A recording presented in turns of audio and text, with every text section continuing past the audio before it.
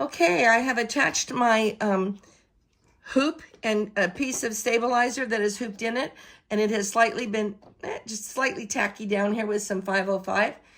And I'm getting ready to do hooping number 3, the double leaves on the left. You can see them on my screen. I am at first stitch. By the way, first stitch is here.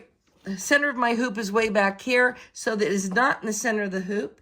If you're in the center of the hoop, you must be on a baby lock, a brother, or a Janome, and you have not advanced to first stitch. Make sure if you're on a baby lock, a brother, or a Janome, you go to your plus minus screen and go to +1 to advance from your built-in center stitch to wherever first stitch goes.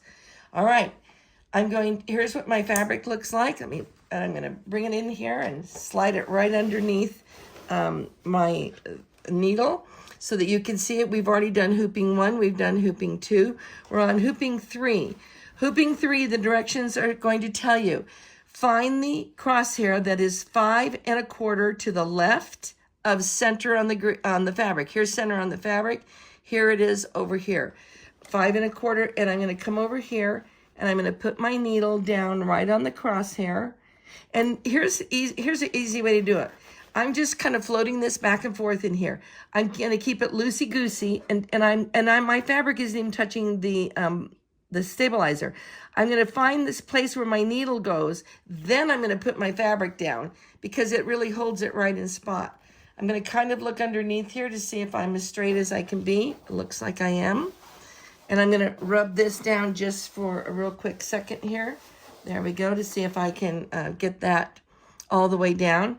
I'm going to leave my finger very close to my needle because it holds the fabric down when I lift my needle up. I just want to make sure the fabric stays there. I would like to add a basting box. Now that I'm in position 1, I'm just going to add a basting box. To do that on my screen, I'm going to get my little stick here. I'm going to go to Edit. I'm going to touch my Start button, which is the screen box with the needle in it.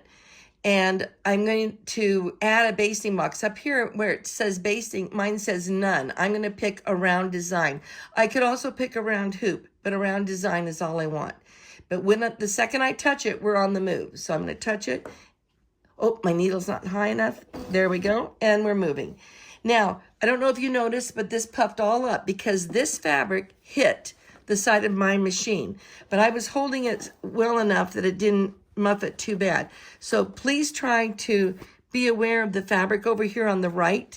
Don't let it hit the side of your machine when you're coming over because it can knock your fabric and then you need to start over.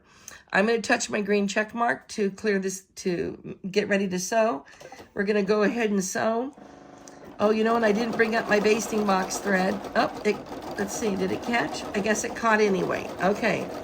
I was hoping it would catch anyway, but it is a good idea to bring up your bobbin thread in that way the basting box will catch. So that is always a good thing to do.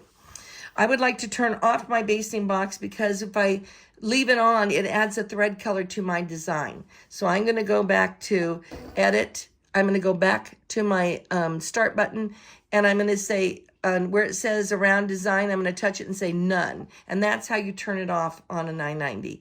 I'm going to hit OK. And then I'm going to go back to color 1 and make sure it did not shift. I'm just going to double check. It did not, so I'm good to go. And I'm going to go ahead and advance to color 2. I already have my stabilizer underneath because that's what I hooped. And I'm going to go ahead and sew out these 2 leaves. And then we'll get, when this one is done, we'll move on to the pumpkin.